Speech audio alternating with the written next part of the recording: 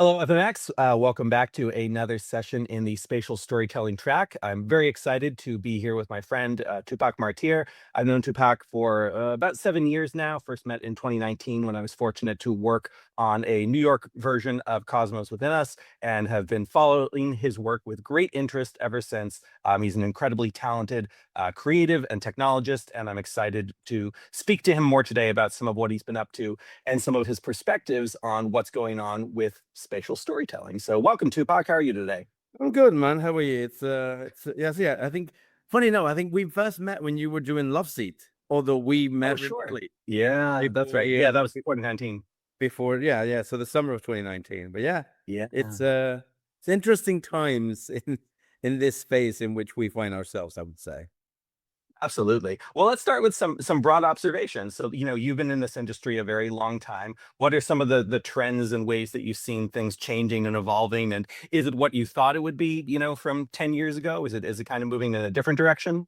I think it's moving in a different direction. Actually, I would say it's stalled in places more Mm, than moving. I yeah. think that one thing that I'm really, really amazed of is if we take a really, really step back and I think about 2010, 2009, when we was first talking about this conceptual idea of tracking and tracking technologies. And everyone looked at me like I was a weird alien from God knows where. And Yeah. why I didn't want to put things that were already in motors. And then, the evolution of tracking in 2011 and everything that we did, Nierka in 2012, and everyone coming to see literally Act One to see how everything was moving. If you take that of how difficult it was for us to understand tracking, to now we get mad if things don't track the way that we want them. And Yeah. and we're moving to that space of microless tracking, and when we're looking at motion capture and we're looking at performance capture, and we keep moving to this camera based types of ways of doing things, to think of that back in 2009, 2010 is pretty ridiculous. I mean, we always hoped that computer vision would help us, but we weren't sure if that was ever going to be the case. Yeah. Amazing. That's a great introduction to some of the topics and trends we'll be covering here. But let's rewind. Let's pretend, even though you're an amazingly, wonderfully famous person, let's pretend someone watching this has no idea who you are. Let's back up and kind of trace your journey. Let's talk, Elton John, Beyonce, and just all the fun little events that led to you founding Satori Studio and getting up to what you're doing now. So I went to art school in Omaha, Nebraska, go Creighton. And I start coding at the age of 6 through notebooks and little magazines that I would buy in Mexico City.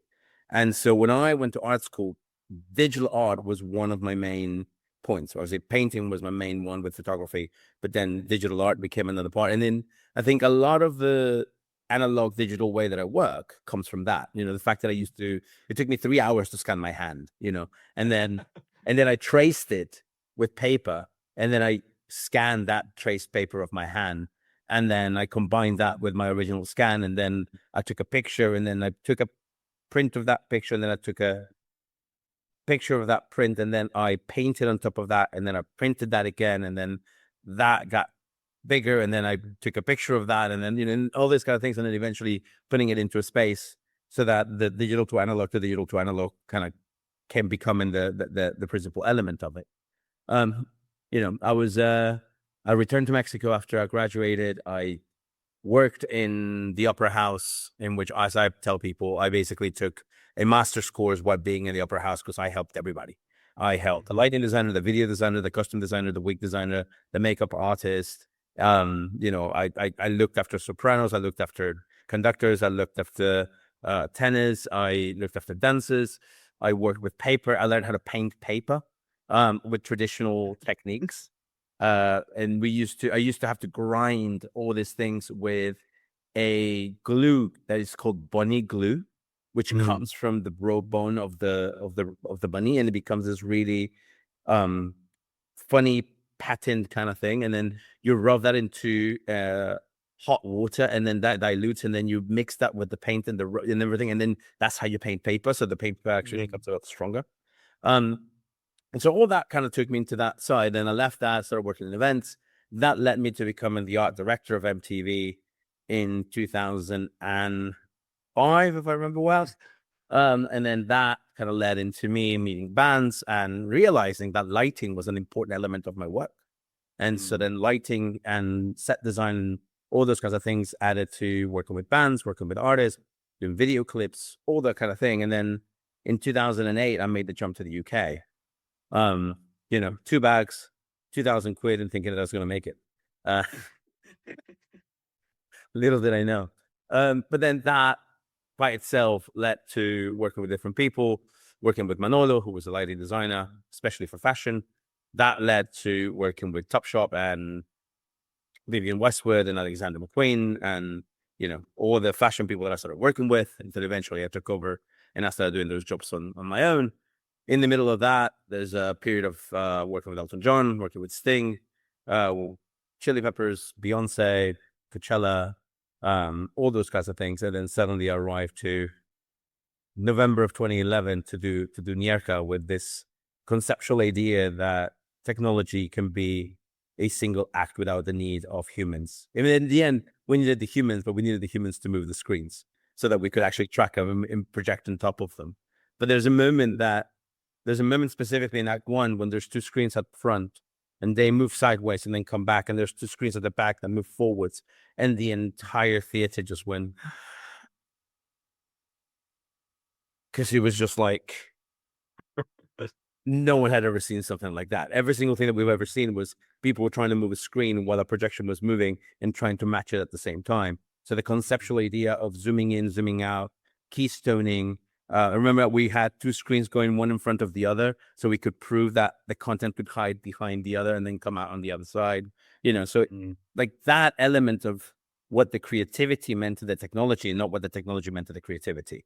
It's like we figure out that it could track. Okay, now that it was like, what else can we do within this tracking element that would allow us to make something different? And that sort of opened this door towards people coming to me about testing new things or trying new techniques or trying new cameras. And, I then started doing my master's in theater design at the Royal Welsh. And so suddenly it was like all these conceptual ideas that I have from the art world, all these things that I had learned from being a commercial designer for so many years.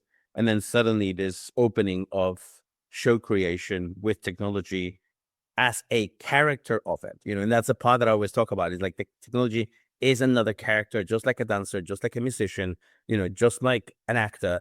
For me, technology becomes an actor. Because why? Because you decide the type of engine that you want to use, the type of technology that you want to use, the type of graphics cards that you're using. That's as big an idea as an actor trying to understand what is his background, what is his character coming from, what are all these things that need to exist. Because by choosing those technologies, not only are you choosing them for what they're going to do, but you're also choosing because you know the limitations of it. Yeah. And you know how far you can push it and how, where is it going to stop and what are the limitations of that element, and whether you find a bridge to something else or you decide that is your limitation and use that as your limitation. Yeah. Some of the trends we definitely have seen already so far with the spatial storytelling track is we, by necessity, have people who have a technological, bent where they understand how to like fiddle and make things work, and then also the creative side. And you kind of need to have both of those things. And then as you're hitting on as well, Tupac, there is this idea that if you're pushing the limits of like what technology can do, any kind of emerging technology, XR, AI, whatever it may be, you need to be aware of the limitations because you need to know when something's going to break. And especially if there's a live production element to it, and like a video game where you can just patch it and like re-release it in a few days, like you need to know what's going to work live in the moment, which can be really hard. So I think we both experienced that tension. Yeah, but I think that, and I think this is one thing that we keep raising as a studio, and that is that technology keeps advancing, but the creativity is not catching up with it. Right? Sure. So it's almost like technology is trying to solve problems that it thinks that we're going to have in the creative world. Whereas the creative world is trying to see the world in a different way. And it reminds me of this period of time, we're talking very early days of Granime 2, in which I kept asking the guys at MA Lighting for something in the desk to be programmed for me. And they will come in like, no, but we have all these new features. And I was like, yeah, thank you. But can you please do this for me? No, no, no, no. Mhm. We have all these new, and he was always, look at us. We have all these new features, right? And then one day I was going to program a show, and I was like, can I please get someone from systems to come and Mhm. sit right next to me? And so that guy came in, and he was like all excited because it's a big artist, and he had never been to rehearsals. And we're sitting there, and we start programming, and I go, okay, so watch this. Tack, tack, tack, tack, tack, tack, tack, tack, tack, tack, tack, tack, tack, please. And he goes, okay, that's the correct way of doing it. It's like, yeah, but if you can give me a button that I can go tack, tack, tack, please. He goes, yeah. So that's gonna save me 8 seconds. And Mm. he goes, uh-huh. It's like 8 seconds. I get you. If I'm only doing 7 cues, not a problem. But I have 9,000 of this fun. Yeah, right. 9,000 times 8 seconds is a long, long time. I was like, you're saving me days. And he was like, oh, didn't realize that. He goes Mhm. in, try this. Is that correct? Yeah, but just do okay. There you go. Boom. After that, tack, tack, tack, tack, tack, please. Tack, tack, tack, tack, tack, please. Tack, tack. And he was like, oh, wow, that's a lot quicker. I was like, yeah, you just gave me an extra week of life. Yeah. And that's, if you think about it, that's kind of what we're getting is like, suddenly we have all these programs giving you more DLS and you're getting more of this and better rendering power and more of that. And then you can see, and it's more real. And you're like, yeah, but I needed to be creative in the way that I am creative. I needed to, like, listen, I never forget one time when I was with Charlie Hernandez, who was our Mm. production manager for Sting. And I was really, really freaking out because we were behind schedule. And he just looked at me and he said, Tupac, yeah, don't worry. And I was like, no, but the show is like, we have the musician and we have the songs. I could put him in the middle of a square at midday with nothing but a guitar, and people are Mhm. gonna still lose their minds, Yeah. right? And And that's the part that people forget when they're making all this technology.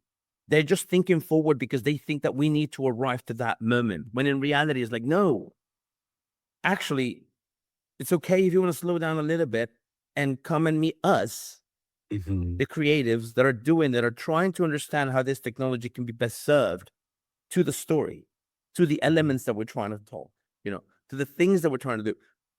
Making a robot do all this, right? It's not gonna make someone feel something. This is Mm. my biggest pet peeve with people on LinkedIn going, see dance can now do this and sit down, and I'm like, yeah, great, but where's the bloody soul? Like, is that making you feel anything? Is there any character behind it? Is there anything element that comes with it?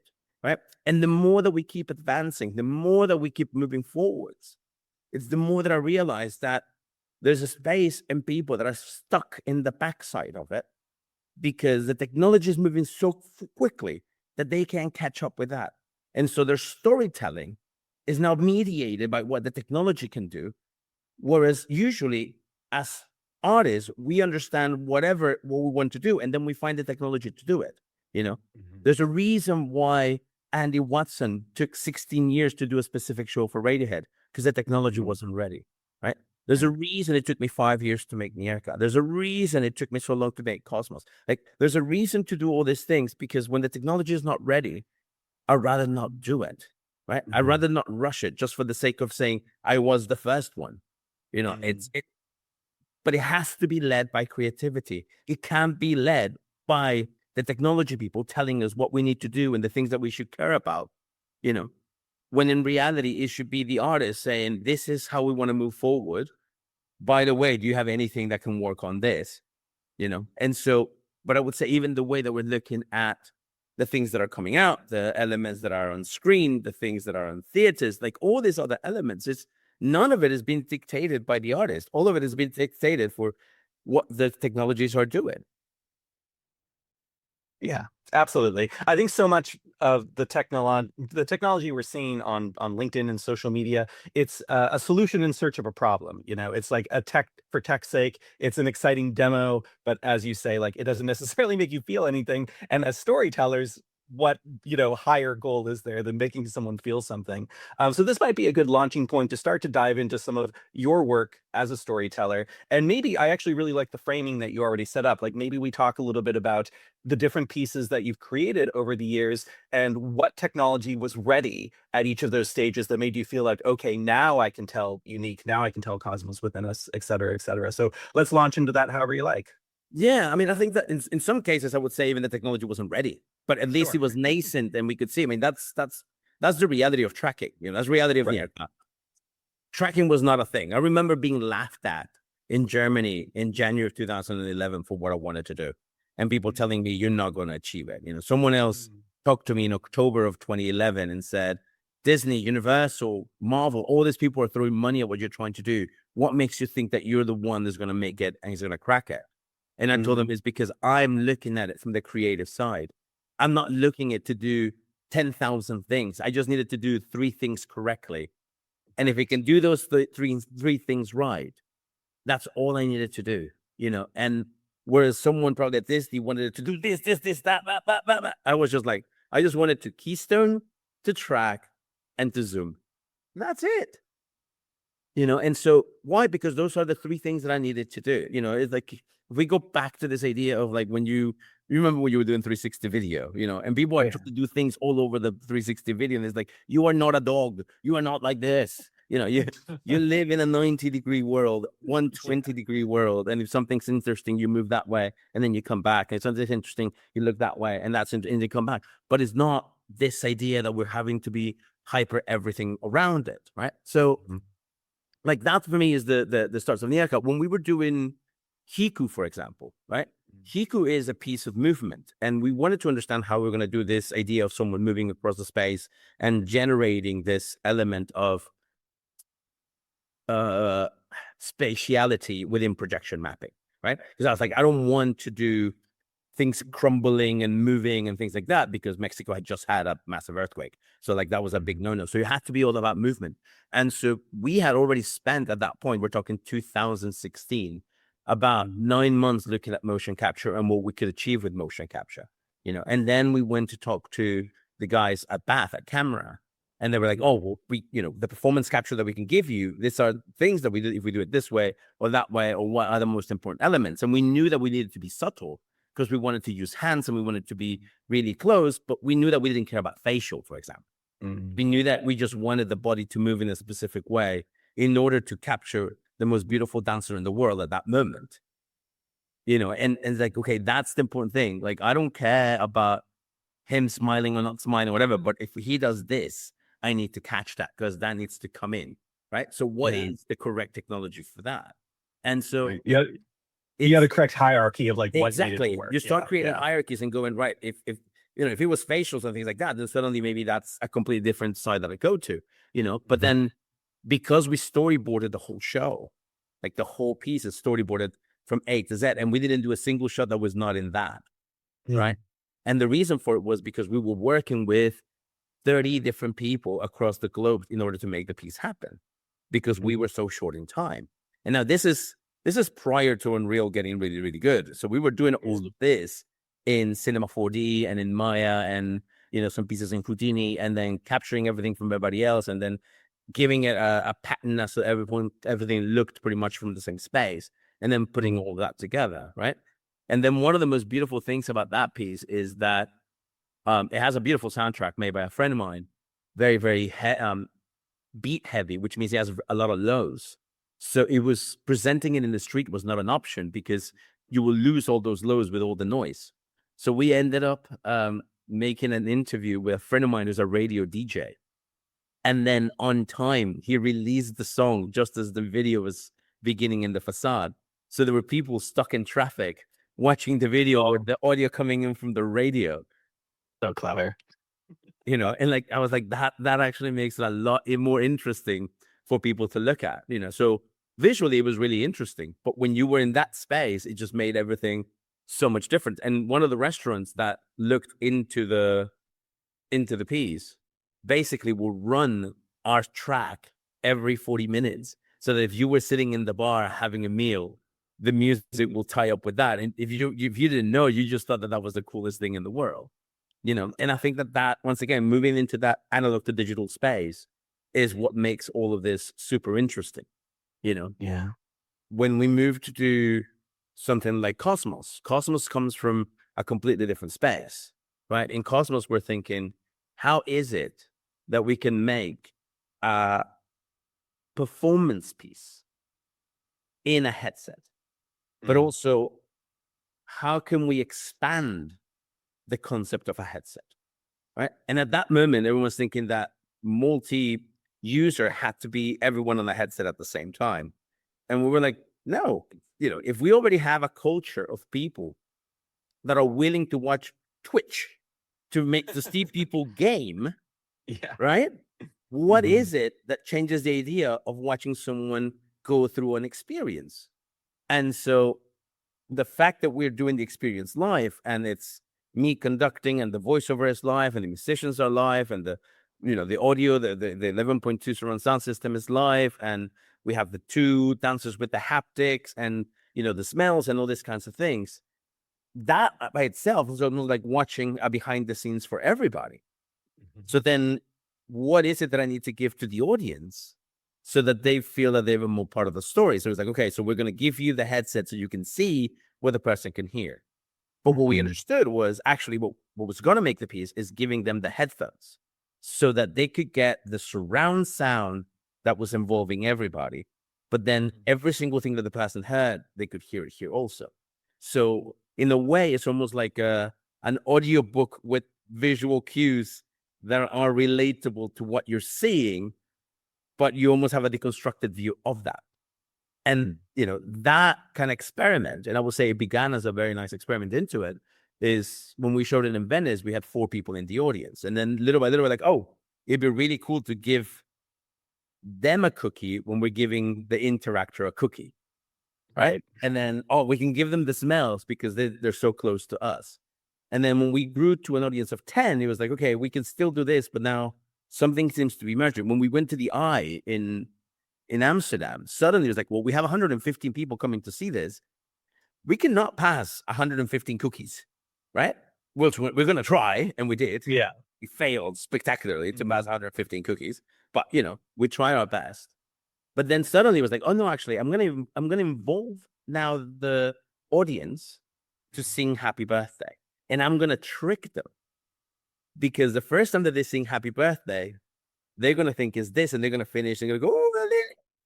And then the second time they go around it, they're gonna think it's exactly the same story, and then suddenly they're gonna realize, and there's a completely different twist. And so now I can play with them in that side, right? There's the moment where I have in cities, I will put a trumpet player to play outside of the theater so that people knew where to go. And then once they were inside, the trumpet player would go in and sit at the back of the room. And then in the scene where Lily dies, spoiler alert, when the cello begins, he grabs his trumpet and starts walking down as it's like this, macabre dance kind of thing. And then he is the one that plays the trumpet that lets us know that Lily is dead. And so that for the person in the headset, it's just audio. For the people in the audience, it's like, oh crap. And so this idea of splitting the single story that we have, but how it affects you by being someone who's watching the piece in the physical space versus the person who is in VR seeing it in the virtual reality space, and how that changes our dynamic. That's something that we started playing with, and how we come with this idea with performative R, performance in different realities, because that is really how all these things then start becoming something completely different. And, in the climax for the physical reality is different than the climax for the person in the headset. You know, they're both going to have that horrible moment climatic element into it. It just happens to be different for both of them. And Yeah. and I think that that's something that audiences and a lot of people are starting to realize that we need to do. Because just being on the headset in the multi-reality type of space is not good enough. Because we have a lot of limitations on the way that other people look, on the way that they are physical, and the way that they are in these spaces that we're behaving. But we are all humans that go to the theater. We know how to behave like that. We know how to behave at the cinema. We have all this knowledge that has been embedded in us from hundreds of years of doing the same thing. And so if we can tap into those spaces, then we can actually expand what we're trying to do. When you think about things like virtual reality, to you, does it feel like an evolution of some of these existing mediums like film and theater and video games, interactive pieces, or does it feel to you like an entirely different medium that needs its own I think it's an entirely rules different and medium that experiences? is fed by different ways of doing things. And I would say if we take that as a different side, is like look at what Kip Williams is doing with the portrait of Dorian Gray, you know, and how he's taking cinematic language and bringing it into theater, you know, and it's almost like you're not losing the theatrical element of what theater is. You're just adding this other different technological elements that come with it. And I think VR is exactly that. VR is this other entity that has its own language that is being discovered, you know, because it's not the same, like I said, to be looking around or to be doing this, or how do you move someone's gaze from the left to the right. But yes, there are elements of what cinema has done that we can understand from. There's elements of what we've done with, you know, interactive audio. There's elements that we've done from gaming. There's elements. So there's elements that we can learn from everybody, because at the end of the day, VR is a combination of that. The thing about it is, though, now I think of VR not as the culmination of something, but actually based on everything that we're seeing and the fact that, let's be honest, the industry is not making any money still. You know, Right. concept of distribution is still stuck in the same space. And so it's either A, we find a real way of doing it, or we understand that the medium has a limitation on everything else. And that actually VR is a great space to tell very interesting stories, but also to create workflows and to create new ways that then unlock other ways of doing. I'll give you the best example. All the work that I did in VR for Cosmos and understanding with the team how to optimize scenes. When we moved into virtual production, it was exactly the same techniques. It was exactly the same thing. So, boy, if you're not over there, you're not rendering that part. Why are you caching it in? Why are you not doing this? Why are you not doing that? And so then that becomes a very interesting element, because you go, we have so much knowledge about how to make things run on a headset that barely has any memory, any RAM, or anything, so that when we go into bigger spaces, we can actually move that knowledge to help us with it, right? And for me, like, that's what VR is truly becoming, is a medium to find ways to tell stories, to find workflows, to find interesting things. Doesn't mean that you don't have to tell the story there. Doesn't mean that you can find meaningful stories into it. But the reality of it is, it's impossible or near impossible to see pieces that are 2 years old, 3 years old, right? And so you cannot build an entire industry if whatever output is created is not being able to be seen 2 years later, you know? So if I turn around to you today and I went, Alex, have you seen Peaky Blinders, mate? You can just go to Netflix and you Right. can Watch it watch out. from season 1 all the way through, right? You cannot do that with VR. You know, and one of the saddest things that I heard the other day is that with all the changes that are coming from different headsets, as of today, you can no longer see notes on blindness. Really? Wow. I remember seeing that on Gear VR back in like 2018. Jeez, that's a beautiful piece. Because of all the changes that are happening within it, it means that the OS doesn't support a lot of the things that it needs, and therefore you can't see it. Like, one of the most important pieces of the medium is now unaccessible. That's like saying a movie done by, pick your favorite, by Kubrick, cannot be seen anymore because we do not hold the projectors to be able to show it to you. Right. Yeah. It's a good analogy. Now, your work in particular, though, I think has even more of a tension with this than some other VR pieces, because something like Notes on Blindness was always intended to be something that you experience in a headset on your own. It's not necessarily meant to be a, you know, a big audience like watching it together as a live experience. Quite a lot of your work does seem to have this kind of like the best way to experience it is with a big group of people, either in a festival setting or a theater. So let's pretend for a second that the OS issue wasn't there. Would you be more interested in finding ways to distribute your work to a larger audience on like Steam or something like that? Or to you, is there something that would fundamentally get lost with someone experiencing Cosmos or any of your pieces on their own on demand compared to the live experience? We've discussed this a lot of times, especially with Cosmos, because we were deciding whether or not we needed to do a standalone version of it, right? Right. And it's very powerful right now, but what we're doing with Kai, because Mm, Kai is a space first experience, mhm. right? It's the space is actually 80% of what you're about to see. Not just because it's what you see physically, but visually directly, immediately right away, but it's like the comforting element of what exists around you and how the environment changes with you, right? So in Kai is a completely, it's like, I think we arrived at that moment where I was like, people, when we were sending them the build, we're like, here's the build. But just to let you know, what you're about to see is technically only 15% of the piece. Right. There are other machines that are doing audio and visuals and lighting and all these other protocols that we're using in real time that add to your mixed reality experience. And then there's this entire space that has the table, the fridge, the beers, the, you know, all the books, the notes, the telephones, the journals that we wrote that enhance all the storytelling in the same way that if you went to a Punch Drunk show, for example, right? Yeah, sure. I was just And there thinking was that. and the set was nothing, but it was just a white canvas, and they would just come in and make you think that you are in a bar or you were in this. And like, yeah, sure, you can imagine it, but not to the level that they're trying to make you think about it, right? And that's kind of the best way I can explain how Kai works.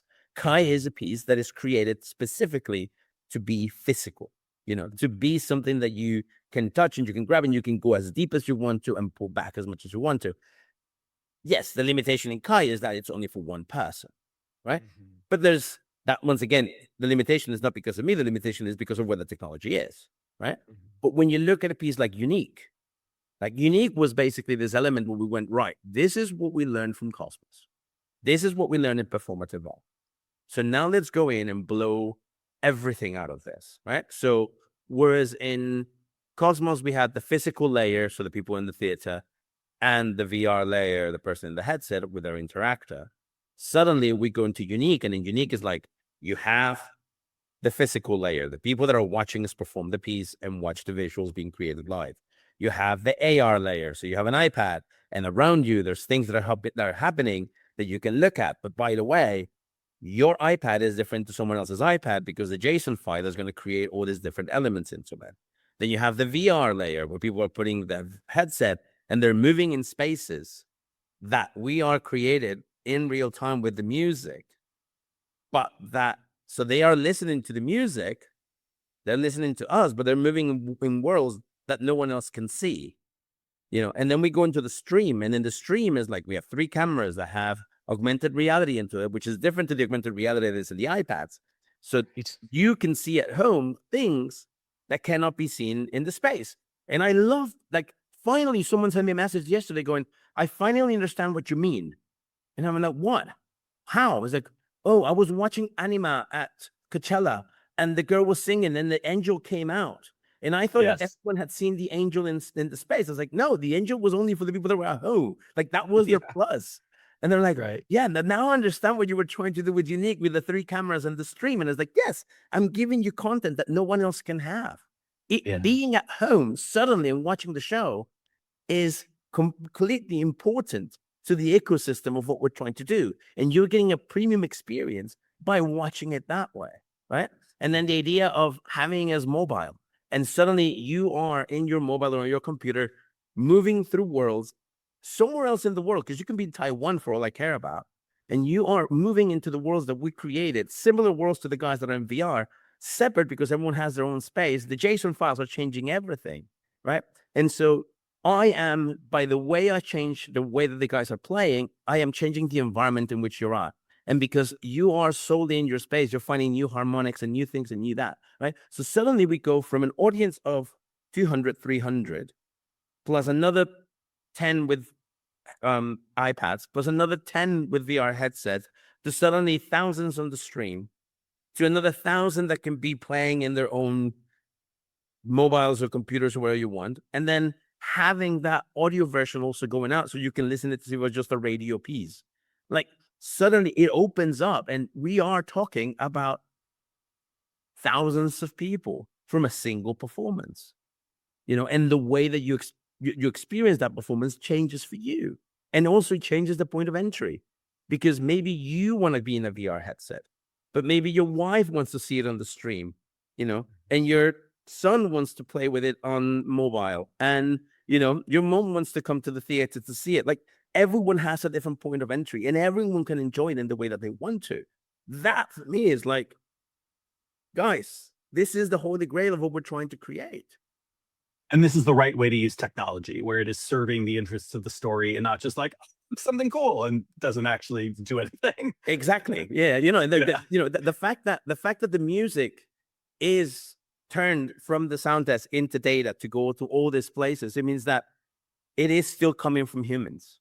It is humans changing this environment. It is humans doing all these things, and the technology is just a conduit so that we can reach you in whatever you are. Really well put. So tell me a little bit about what you're working on now, and then what you think about the general state of, XR and some of the technologies available to you. What's getting you excited? And yeah, if people want to be able to check out the kind of work you're doing, what's the next opportunity to do that? So we just finished Kai. Mhm.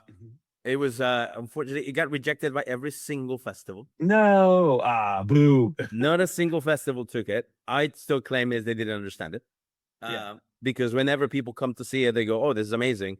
Why is it not in a festival?" And I go, "Well, I don't know." But that's a different story. But that taught us a lot, especially of the limitations of mixed reality. It taught us a lot about the things that are possible and not possible, on how I can create storytelling, how I can change different things, how I can give. I mean, one of the best, the funniest things is people were in it and they kept on moving their glasses up and down to make sure that was Mhm. not real. We had so many Love people that. sit in chairs that didn't exist. Uh, you know, Walk into walls that they thought that they were fake. Don't know why, but they thought they were fake. Uh, Interact with a character who did not exist and have Mhm. full conversations. Like I remember the first person that went in through it. The room is quite messy the first time you walk in, and so my character comes out, Chris comes out and says, "What would you like to have for dinner? Chinese, Italian, or should we just slam it and go for burgers?" And the first person turned around and said, "Why is your place so dirty, young man? This is not correct." And so then my character has to turn around and be like, "This is not a real human, right?" And he's going, "I'm so sorry. It's not what I meant, but but we're going out for dinner anyway. Tell me what you want to do." Like, no, no, no, no, no, no, no. We have to talk about this mess that you have in here, young man. This is not Wow. possible. So, like I said, the understanding how the use of that AI agent into the character, and then moments where it's actually a pre-recorded actor, and moments where it's pre-recorded movement with an AI brain, and all those Yeah. things start really messing up with people's ideas of, is this is this person being puppeteer? Is there somebody that it generated something really interesting into that, and so we're looking at where we're going to show it more as an independent side from us, so that people can actually get access to this thing that we have done. More than likely it'll Mm. be a theater festival or something that will have us that is a bit more in the edgy ways of showcasing these things. We're in the middle of making a new piece that is a combination of, we call it cine dance theater. So Mhm. this idea of movie and movement and theater, but not only does the cinematic language exist in the theater space as it is, but actually there's an entire type of way of observing that story that is not by being in the physical theater. Mhm. And so how does that make the audience understand the story when you're giving them that kind of freedom, not freedom kind of thing? So it's very interesting. It's I've been working on the story for 22 years. Wow. All right. Once again, this is me The waiting technology wasn't ready yet. for the technology to actually be at a space that can actually be used for telling the story that I want to tell, rather than Mhm. rushing it for the sake of rushing it. Mhm. So that's kind of where that part of it. And then, like right now, I'm here at the Coaster Lab in Dundee, real Yeah. time lab, and Yeah. we're playing with things that I haven't seen anybody do, which is play with miniatures, not miniatures with a small screen, miniatures with a big screen, you know, and what are the things that you need to understand, and what are the elements that come into it? What are the techniques that we don't have to, like the first time that we did this test, you know, within an hour and a half, we were just like, oh crap, this is not the way to do it. We need to rethink the entire way of how we do it. And we came up with techniques. And then we got here now with better models, and we're like, okay, this is gonna work really good. It's like, oh no, okay, so we have to set this. And so the priority set this is like that, right? And so, you know, I think that when we start talking about performance and all this kind of new ways of doing things, I always claim that virtual production is it's like a child who was growing up, and then his father died, and he has 3 kids, like, you know, 3 brothers. And so his mom has to work. So he has to step up to be the man of the house. Mm-hmm. And so he's lost all this childhood because we've asked him to move up really quickly. And for me, virtual production is that. Virtual production was something that was nascent, that was interesting 2018, 19, and then pandemic happened, and then it became the savior of them all because it's the only way we can shoot all these things. And so there's a gap that exists that almost every single medium has, which is being playful without worrying about money, right? Nowadays, you go to a studio, that's going to cost you $15,000, $20,000 a day. Can you afford to go for 5 days and come out with nothing? Yeah. There's too many people that are asking for an MVP, or what is it that I'm going to see, or, you know, so the idea that we need to solve these things immediately passes the creative idea of that we might have, right? So solving it technologically is more important than solving it creatively. And so you can tell in virtual production what are the shows that have time to experiment and get things right, and what are the shows that are coming in and going, right, we need to shoot 20 pages today, guys. Like, you have an hour to relight the set and keep going. And so what we're trying to do right now here is actually taking the creative step back and going, right, this is what we want to do creative. This is the things that we need to do. Okay, that's not correct. Okay, but we can fix that asset. We can fix that thing. Okay, right now that's not correct. Okay, but what are the new rules that we need to come up with to actually expand the vocabulary of what can be done with virtual production, and then the way that then affects performance, and then the way that then that can be used with motion capture and volumetrics and Gaussian splats and all those kinds of things, right? But why bring an amazing asset if your parallax is not going to work? You know, so you're almost better off working in gray boxes and getting things sorted and correctly in the way that you want them, so that is creatively what you want to do. And then you go in and find out, okay, this is how we need to make this asset, and that's how we need to do that other thing, you know. But the element and the playfulness of sitting here, you know, we were sitting here with the guys 2 days ago, and the first 3 hours, I don't think we achieved nothing, right? And but there was no panic, because it wasn't like, it's not. You need space for it. You need space for us to go and say, well, what if we try it this way? Well, that didn't work. Well, what if we try it that way? Well, that didn't work either. Okay, what is it? Why is it that every time that we do this, that never happens in the way that we think it's going to be, right?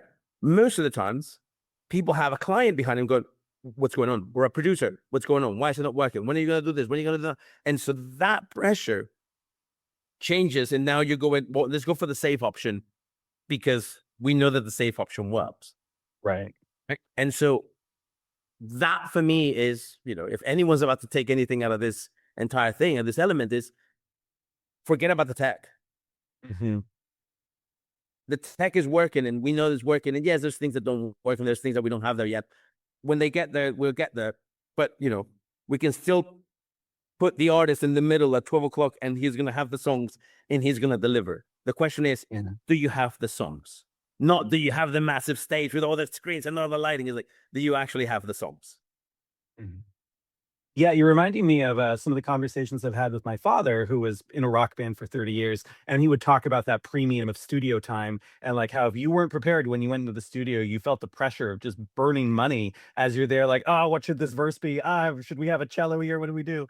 And the more pre production time you get, the better, which of course also reminds me of things like the Lord of the Rings trilogy versus The Hobbit and the massive amount of pre production time Lord of the Rings had versus like everything with The Hobbit was like laying the tracks down right in front of the film. So in all these creative disciplines, just the benefits that come from having the space and the time and the resources to do R&D and see what works and what doesn't, and then adjust and say, you know what, this part of the script doesn't make sense anymore. Like, let's actually revise that. So it's great that you carve out the time for that. I've got an interesting question for you, Tupac. Let's imagine someone gives you some like James Cameron money, like billions of dollars to not that this actually happens to James Cameron because he complains about restrictions all the time. But let's pretend someone gives you several $billion and it's just like, Tupac, you're an amazing artist. I just want to see what you create with this. What do you think you would do with that? And I'm particularly curious about the R&D side of it and like what kinds of things do you think you would experiment and play with as you find your way towards spending an insane amount of money on something that's gonna, be a great story. So I'll tell you this. First of all, if James Cameron happens to listen to this that we're talking about, I would love Yeah. for him to donate all his knowledge of performance capture Oh to what yeah. we're doing on this side, right? Amazing. If he wants an altar to be behold and created as a statue, please give us all your performance capture knowledge so we can invest it into what we're doing right now in the theater, in ballet, in opera, so that the performing arts can actually grow bigger because we can now offer the performance capture that dancers and actors need in order for us to create these stories, right? Because we know that that's a massive limitation in the sense of what we're Oh, doing. So that aside, yeah. um, I will probably create the biggest sandbox you can imagine, Mm. right? And I remember that one time some of the guys gave me a bit of crap at the studio because I wrote like the best way I can put it is like a single level of Synecdoche in New York, in Mhm. which Yeah. things are happening and there's like yes, there's elements of writing that need to be understood. There's elements of music that need to be understood. There's elements of caption that need to be understood. But just like just capturing for the sake of capturing is like, no, I need the subtle capture movement in order to survive. But it's not correct if I get this subtle capture movement and the words that are coming out of their mouth is not correct because it needs to be a matchup of what works on camera doesn't maybe work on performance capture. This is the reason why even Cameron and the guys at Weta spend so much time cleaning up that movement so that Yeah. the words and the movement actually match in a more specific way. And so I think that if I was giving the gazillion dollars out of it, like it's almost like how do you make that element of creativity, that element of art truly be served by the technology that it's available so that you can be running an R&D project that is about a dancer and getting that to a level that you can then put on a headset and you can watch that performance in the way it's supposed to be.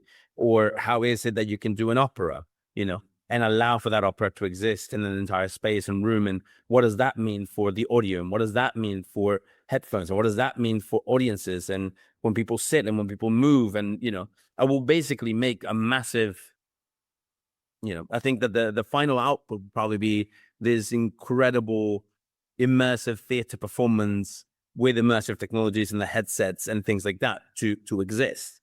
I've written Mm. that piece already. Of course Funny you enough, have. Yeah. I've written that piece already.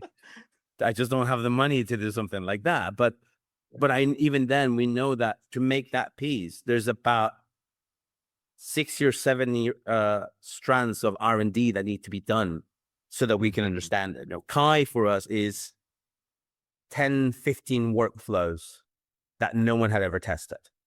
And now Okay. we know how those work. And that's what we were able to make the piece that we've made. That for the next step of what I want to do with that, it really needs different strands. It's not just let me learn mocap. Let me learn Gaussian splatting. No, it's like, yeah, it's Gaussian splatting, but there's like someone telling you there's electronic music and you categorize everything as electronic music. And then someone comes to you and goes, no. There's house, there's deep techno, there's minimal, and it's like, that's the thing, is it's not just the immersive technologies. Oh yeah, no, of course not. It's this. And then it's like, no, it's this and it's this. And it's like, it really becomes this onion that you need to peel in so many different ways. And then you have to reconstruct it with all the new knowledge that you have in order to actually make the thing that you want to do. Mhm. Yeah, that's really well put. Amazing. Well, this has been a really excellent discussion. I want to make sure people know best ways to find you, best ways to get in touch. If someone is like, Tupac, I want to collaborate, like, let's make sure we get emails and LinkedIn and that kind of stuff in there Yeah, too. if James Cameron wants to collaborate, he can. Yeah. I mean, socials, Tupac Martir, Satori Studio. It's the easiest place to probably contact us and to get in touch if they want anything. I do have a podcast, which is quite funny, called Glyph, in which I've interviewed people that are really not well known in the industries, outside of the industries, but within their industry, they're very well known. And that's another way that we're trying to give a voice to people that maybe have changed your life and you have no idea that they changed your life. And so, I can also be contacted through the podcast. But yeah, it's just, if anybody wants to get in contact, obviously we're always keen to work and to listen to people, and to, we're actually going to open our academy, because we do a lot of mentorship programs within the studio. And so that's coming out very soon for the next cohort. So you have to do a submission, and then there's an interview, and then I think we're going to start the actual mentoring around September, and it takes about 6 months of our life. Wonderful. And by the way, I don't think we ever mentioned, you are in Lisbon right now, or where are you? I am in Lisbon. Yes. I am in London sometimes, and now I can be found in Dundee. Yes, in Dundee as well. Wonderful. And my dog is telling me it's just about time for us to wrap up here. But this has been such an excellent conversation, Tupac. It's always a pleasure to speak to you.